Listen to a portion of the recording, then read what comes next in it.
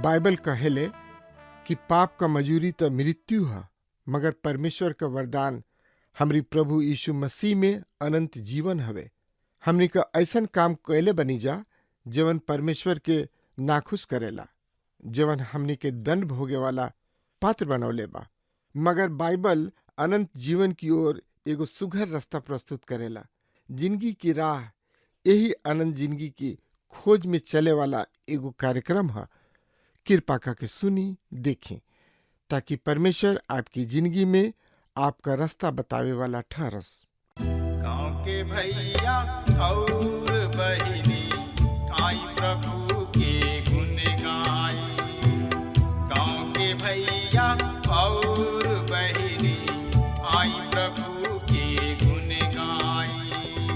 प्रभु महान बाड़न जग के रचैया, प्रभु महान बाड़न जग के रचैया। गाँव के भैया और बहिनी आई प्रभु के गुण गाई। गाँव के भैया और बहिनी आई प्रभु के गुण गाई।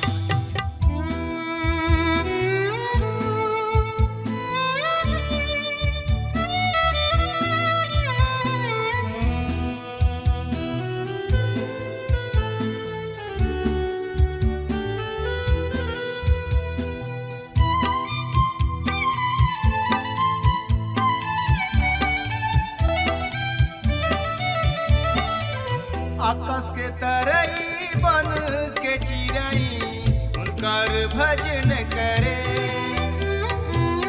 भूमि नदिया और चटनवा जोर से थपरी पीटे।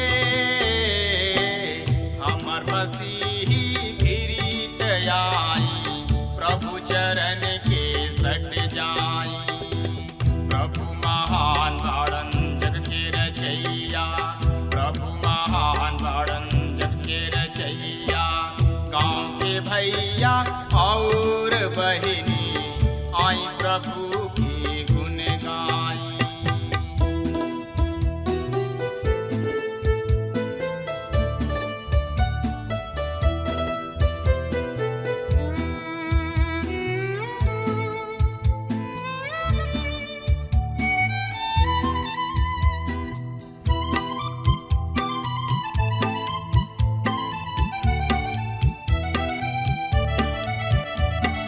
उनकर अगिया जे न मानी पापों में गिरत जाई। नरक के राजा सैतानवा उनके में वास करी। पूरी मिठाई खूब खियाई, आत्मा अग में जाई। प्रभु महान बाड़न जग के रचैया, प्रभु महान बाड़न जग के रचैया। गाँव के भैया और बहिनी आई प्रभु के गुण गाई।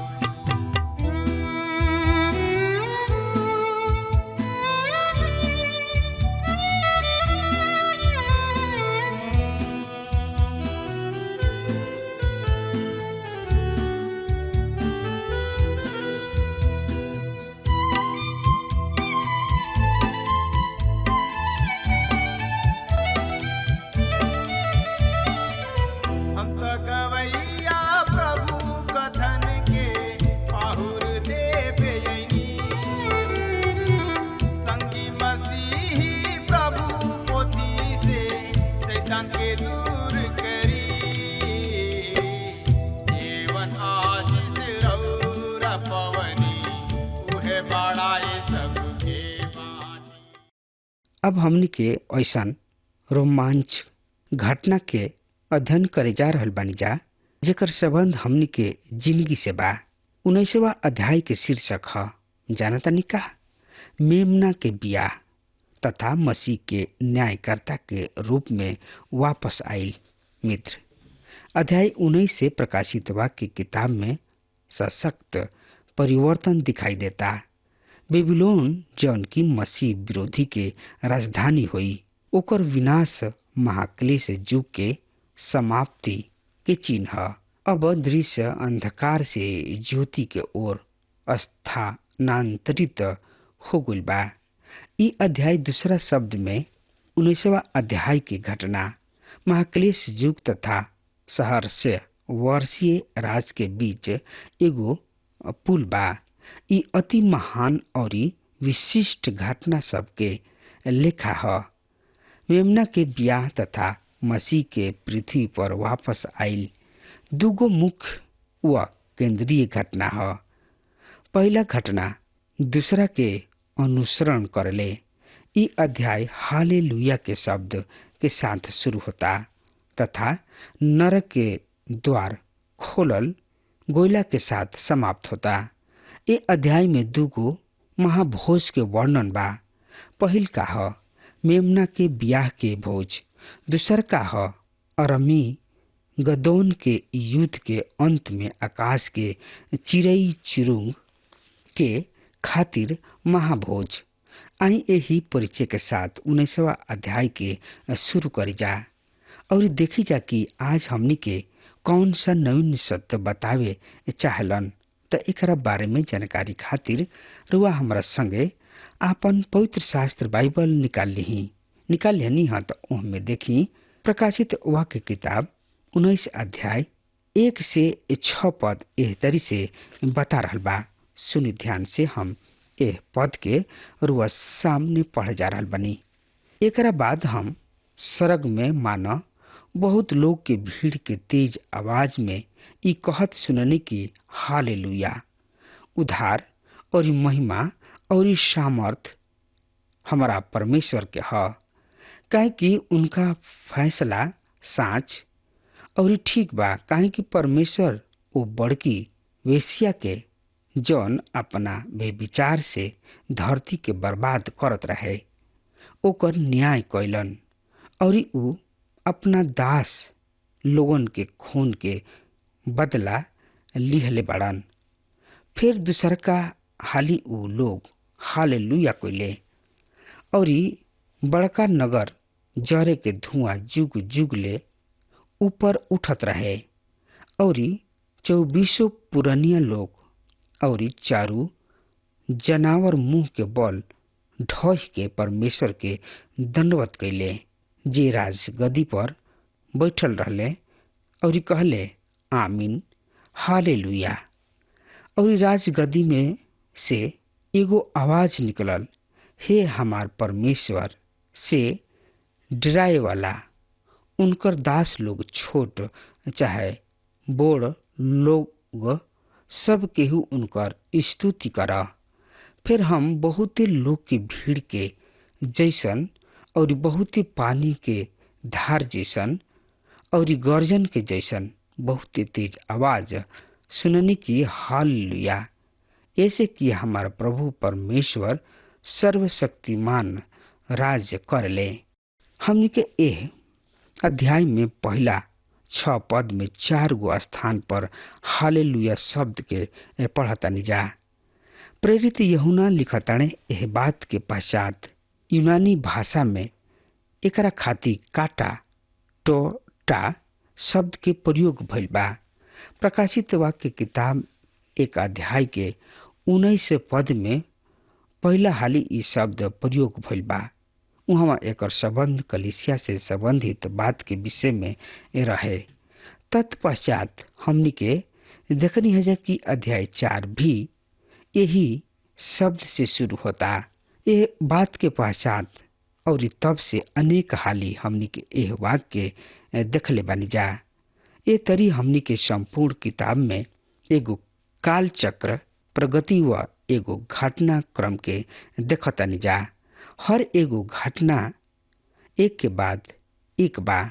और ई पहिलका घटना से जुड़ल बा। यहाँ एह वाक्य के तात्पर्य बा कि अब हमनी के ओ घटना के देखे के जौन की महाक्लेश के पश्चात घटे वाली बिया ओकर यहाँ लिखित प्रमाण बा। उह मसीह के दूसरा आगमन केवल उहे ह जौन की महाक्लेश युग के अंत कर सकता। ऐसे अब ई वाक्य एकरा पश्चात मीटा टोयोटा ए किताब में आखिरी हाली प्रयोग भइल बा। एगो बड़ जनसमूह के उच्च स्वर से ई कहत सुननी। अध्याय 5 और 7 में हमनी के आराधना दृश्य देखनी है जा, जौन में हमनी के प्राचीन सबके कलिसिया के अनगिनित स्वर्गदूत तथा महिमामय प्राणी सर्वशक्तिमान परमेश्वर के आराधना करत देखनी है जा। पर अब ओह में महाक्लेश युग के संत भी सम्मिलित हो गइल बने। ई बड़ा ही अद्भुत है, काहे कि ऊ पहिलका हाली लुकिया के उच्चारण कर सकताणे। भजन 146 से 150 तक हमनी के बार बार इस शब्द के पढ़तनी जा। हालेलुया के अर्थ प्रभु के स्तुति होके। अंग्रेजी भाषा में प्रेज द लॉर्ड।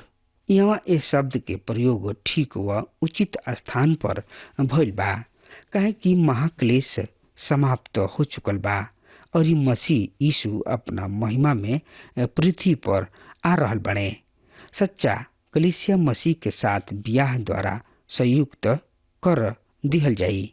ऐसे काहे ना हम सब कहीं जा हालेलुया। ई कोनो समुदाय विशेष के शब्द ना ह, ई ओ प्रत्येक आदमी के भाषा ह जे मसीह यीशु के बहुमूल्य खून द्वारा अनंत जिंदगी व उद्धार प्राप्त कैले। मित्र, हमनी के हालेलुया काहे कहीं जा। भजन 104 के 35 के अनुसार पृथ्वी पर से पापी मिट जाए, दुष्ट बचे न पावे। हे हमार मन यहोवा के धन्य कह। हालेलुया अर्थात या के स्तुति कर। परमेश्वर पिता एह वचन के पूरा करे जा रहल बने।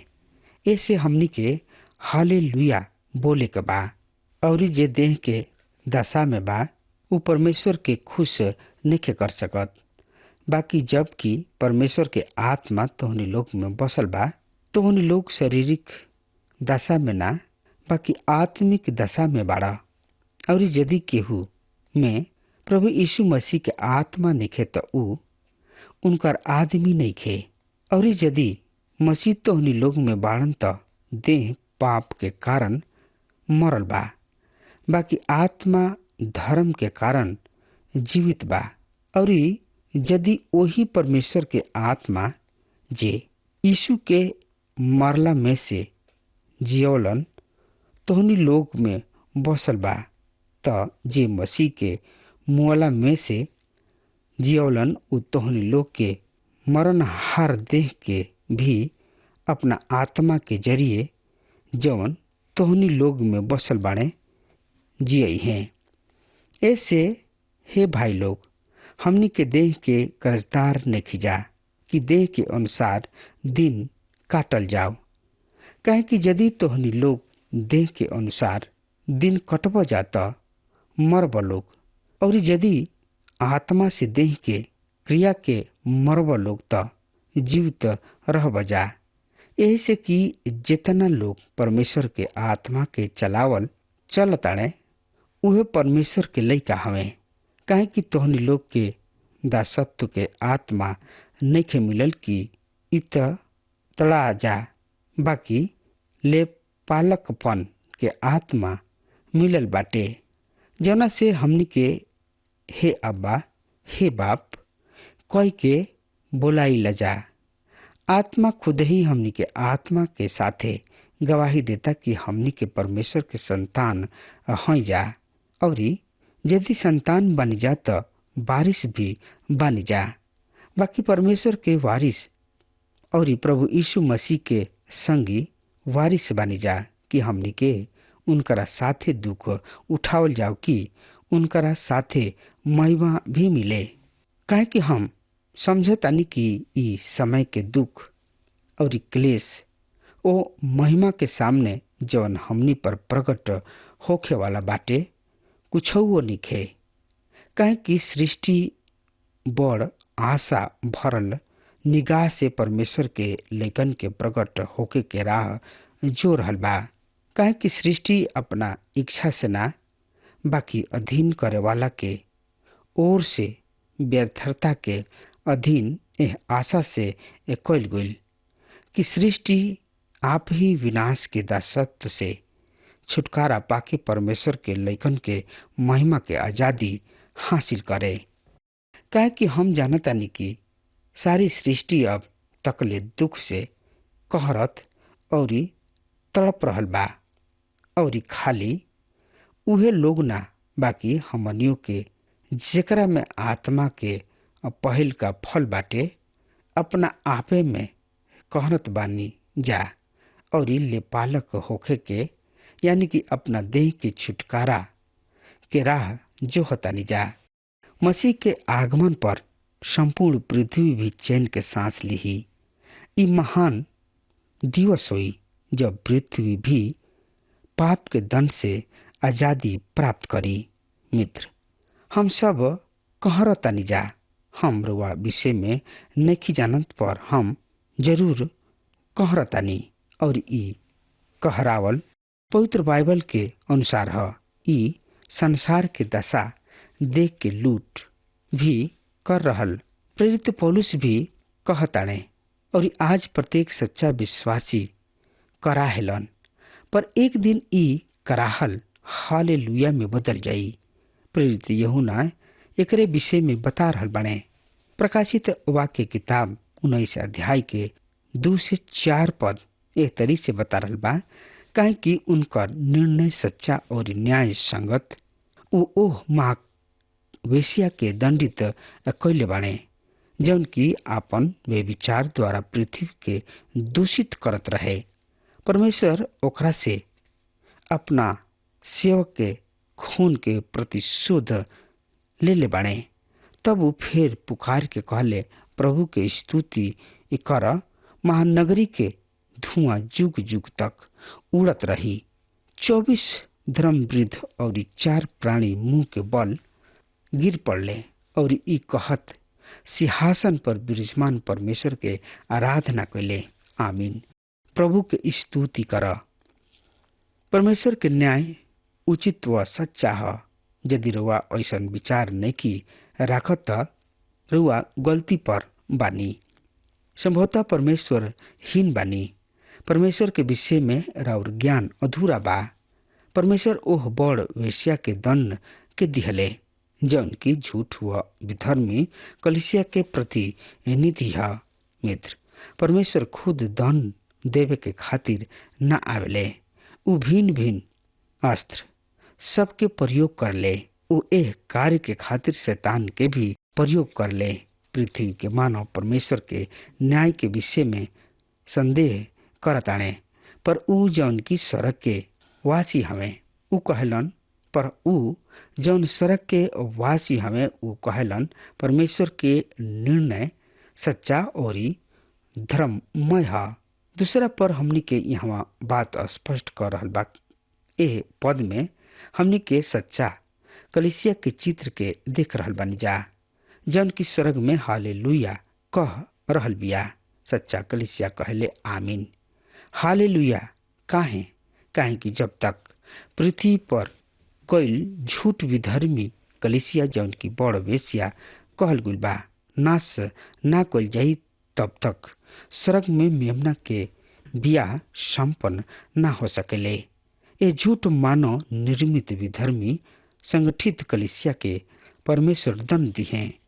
दूसरा पद के आखिरी भाग देखी, और अपना दास सबके खून के बदला ओकरा से लिहले।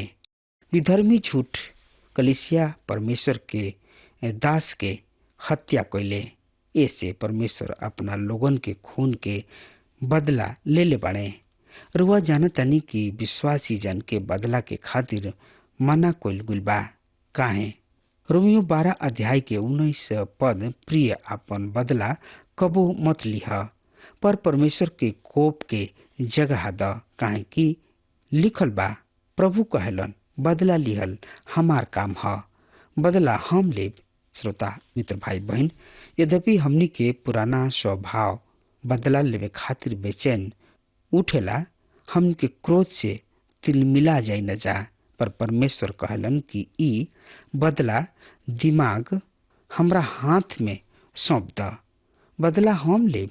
संभवतः राउर पड़ोसी बड़ दुष्ट होके, रुआ बच्चा के आकारण सतावत होके, रुआ काम में बाधा डालत होके, फजरे फजरे उठ के गंदा कूड़ा रउरा घर के सामने डाल देत होके, रउरा नाली में अपना घर के गंदगी ढकेल देत होके, रउर प्रार्थना या बाइबल अध्ययन के समय तेज आवाज में डेस्क बजावत होके और इस सत्य के खातिर खड़ा होके के कारण राउर कलिसिया के पास्टर, कलिसिया के सदस्य, मोहल्ला के अपराधी स्वभाव के लोग रुआ के सतावत होके, राउर अधिकार छीनत होके और राउर ओकरा से बदला लेवे खातिर परमेश्वर के संदेश बा कि आपन बदला कबो मत लिह, काहे कि बदला लिहल परमेश्वर के काम ह, बदला परमेश्वर लिहे।